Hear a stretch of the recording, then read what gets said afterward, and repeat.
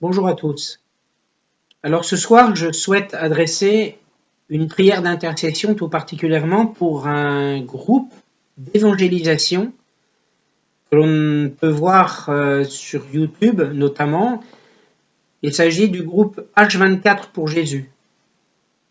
Alors c'est un groupe dont j'ai la chance de connaître certaines personnes.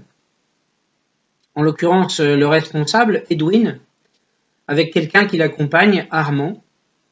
Et je souhaite vraiment adresser une prière pour que le Seigneur continue de leur permettre d'évangéliser, de leur permettre d'exercer leur activité d'évangélisation dans les trains, dans les métros, dans la rue comme ils le font, afin réellement de rallier des âmes égarées au Seigneur. Je souhaite vraiment que nous prions ensemble pour ce genre de groupe qui, dans une période, à l'heure actuelle, dans une époque où effectivement beaucoup d'âmes sont égarées, il est réellement utile et voire même nécessaire que des groupes comme ceux-là se développent et agissent et puissent continuer de vivre. Et ils ne vivront pas sans la prière. Parce que sans la prière, la parole n'est qu'une coquille vide. Il faut que la prière puisse alimenter la parole.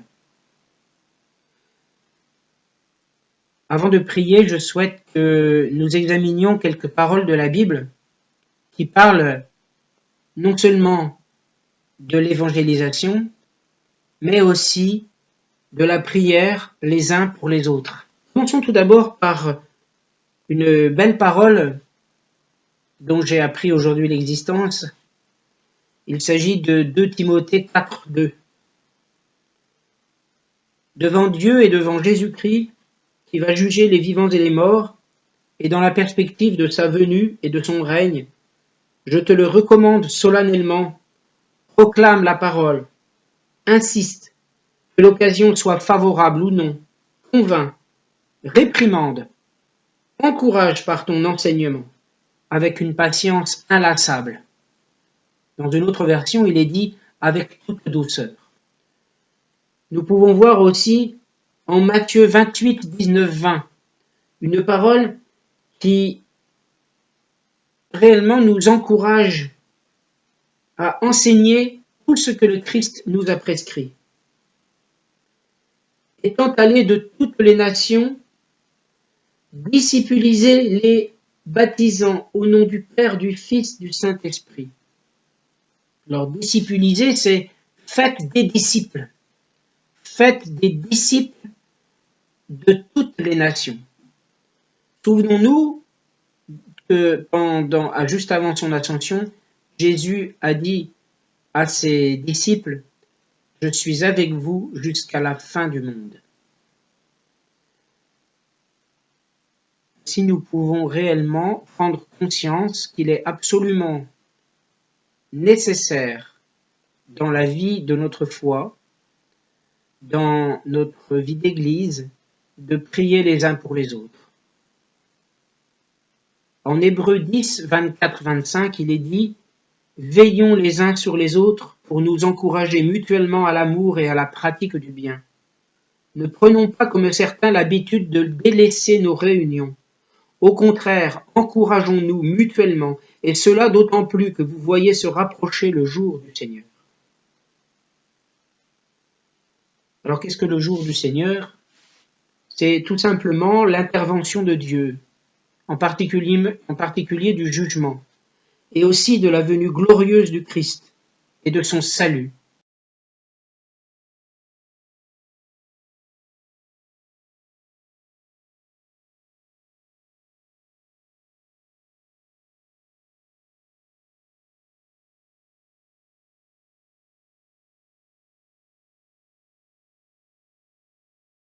En Jacques 16, il est dit « Confessez vos péchés les uns aux autres et priez les uns pour les autres, afin que vous soyez guéris. Quand un juste prie, sa prière a une grande efficacité. » Voilà, nous avons vu dans tous ces passages que réellement pour pouvoir discipliser, pour pouvoir faire des disciples, il faut aussi nous encourager les uns les autres. Il faut continuer à nous réunir. Une vie d'église ne peut pas se faire uniquement avec soi-même. Une vie d'église ne peut se faire en s'ouvrant aux autres.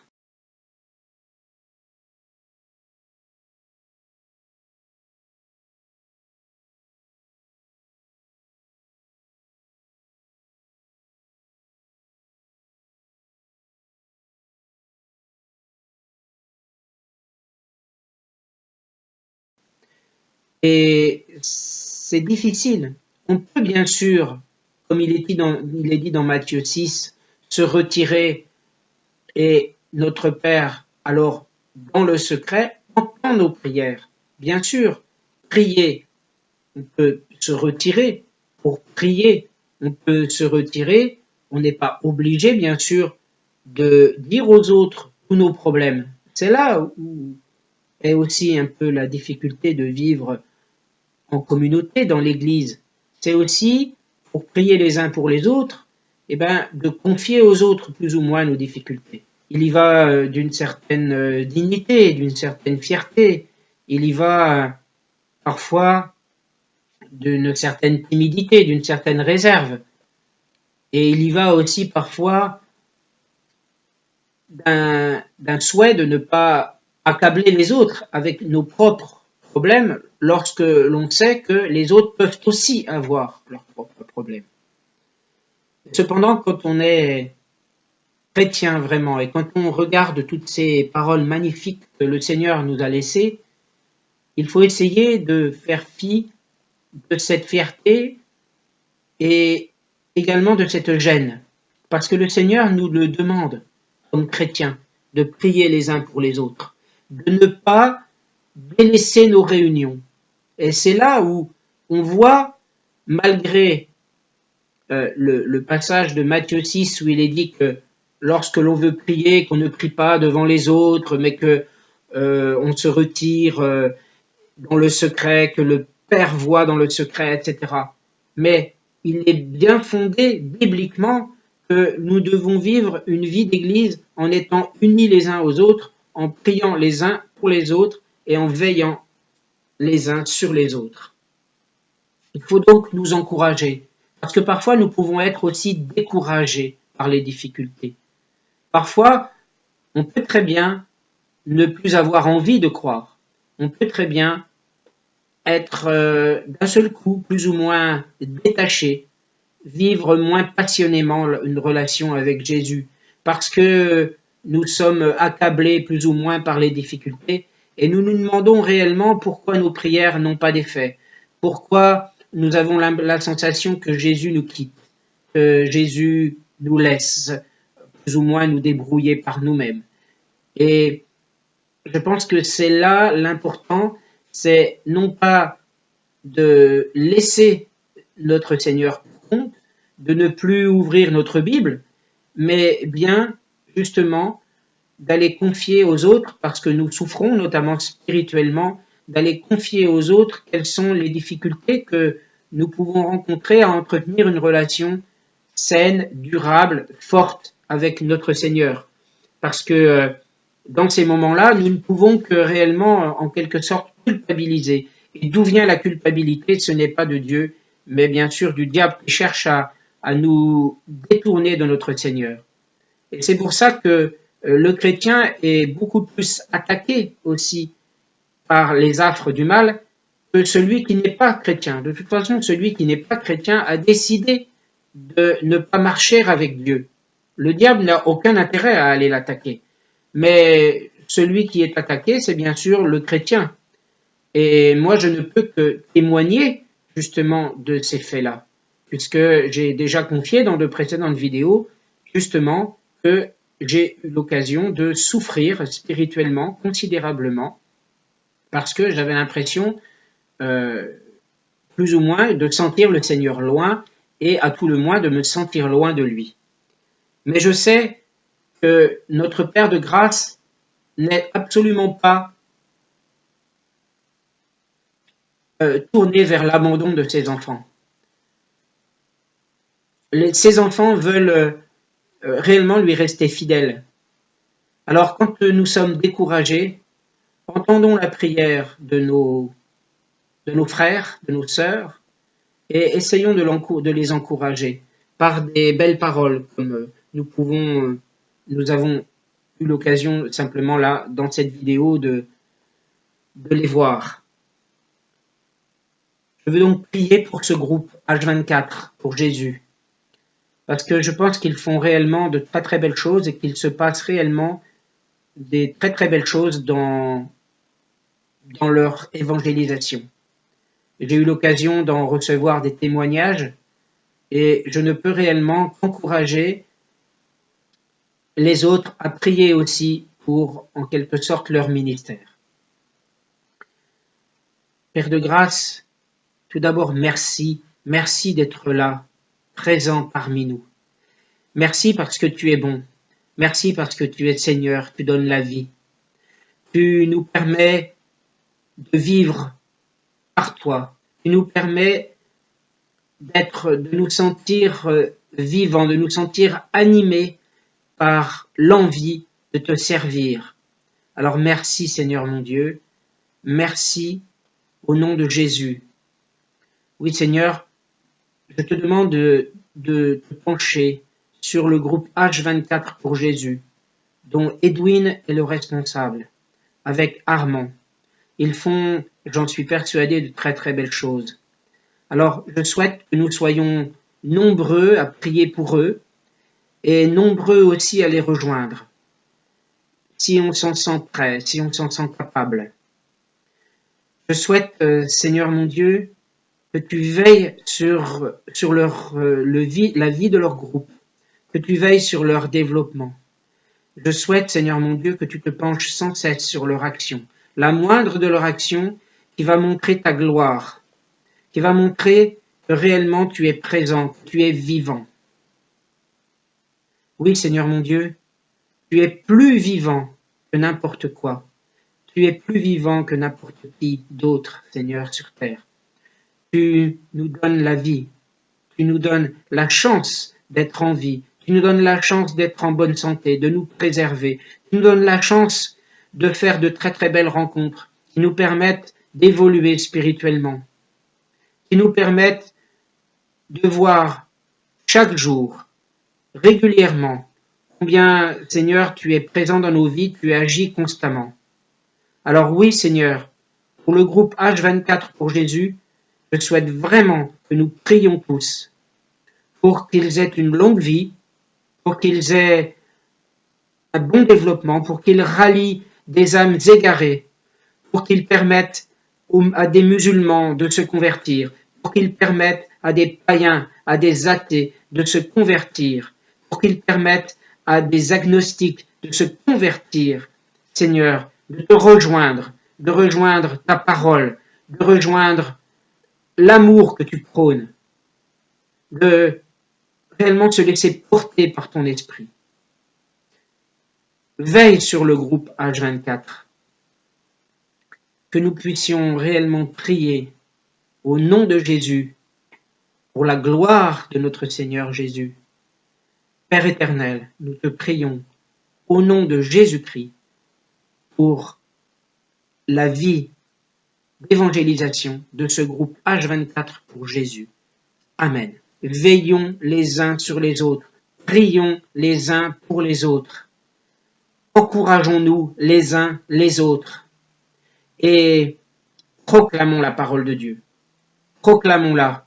Pour la proclamer, il faut la lire, il faut la connaître, demander à notre Seigneur de nous envoyer le don de connaissance par son esprit, et toujours de rester relié à l'Esprit Saint par l'amour que nous pouvons avoir au fond de nous les uns pour les autres, malgré les affres de la vie, malgré parfois les difficultés relationnelles que nous rencontrons dans le milieu du travail, ou n'importe où, dans toutes les difficultés que nous pouvons rencontrer, nous ne pouvons que rester fidèles à la parole de notre Seigneur, et nous ne pouvons que nous rendre compte combien il nous aime et combien il a pitié de nous, combien il est miséricordieux vis-à-vis de nous, même si parfois nous nous éloignons, nous nous décourageons, eh bien, il est là sans cesse pour nous rappeler qu'il est vivant et que sa vie nous permet de continuer notre vie de foi,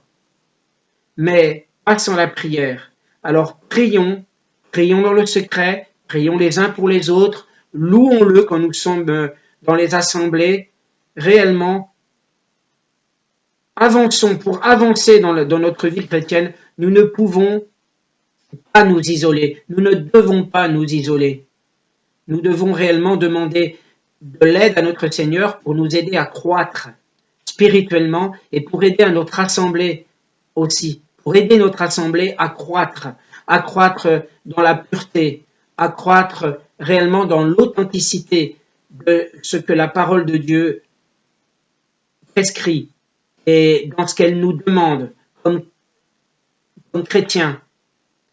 Nous ne pouvons pas faire l'impasse là-dessus. La vie d'église est en groupe. Le pape l'a déjà dit. Ça a choqué parfois certaines personnes. Mais je ne vois pas où est le problème. Le pape l'a dit. Nous devons vivre en assemblée. Le corps du Christ, c'est l'église.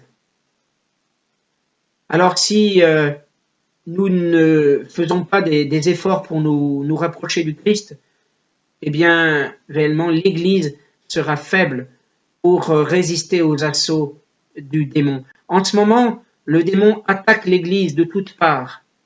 Il l'attaque pour des affaires de pédophilie.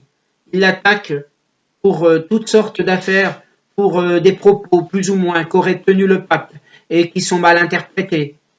Pour tous ces propos, pour toutes ces choses, le diable se délecte et nous devons réellement faire bloc.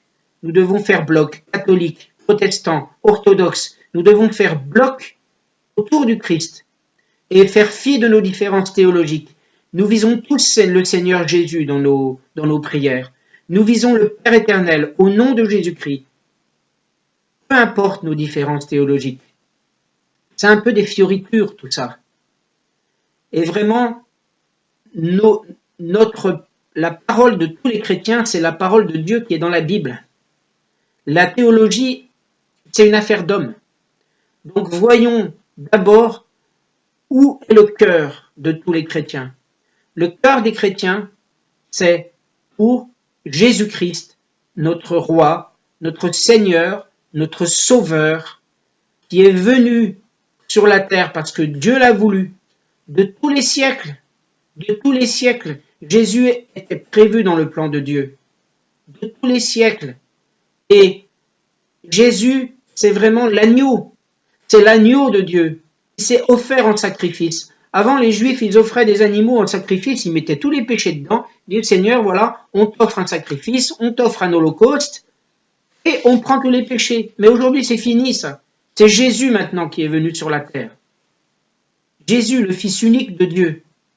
Nous pouvons réellement prendre conscience de cela pour pouvoir croître dans notre vie de foi. Nous pouvons réellement nous en remettre totalement à notre Seigneur Sauveur. Alors, prions-le et prions les uns pour les autres. Faisons de l'intercession. Réunissons-nous toujours. Accompagnons les recommençants, accompagnons les gens qui veulent progresser dans la foi. Laissons-nous aussi porter par ce que nous pouvons recevoir comme accompagnants des personnes qui veulent être encadrées, qui veulent être plutôt accompagnées dans le chemin de leur vie chrétienne. Et n'oublions pas simplement l'humilité, l'amour, la tolérance, la patience. C'est très très dur, mais c'est surtout l'humilité.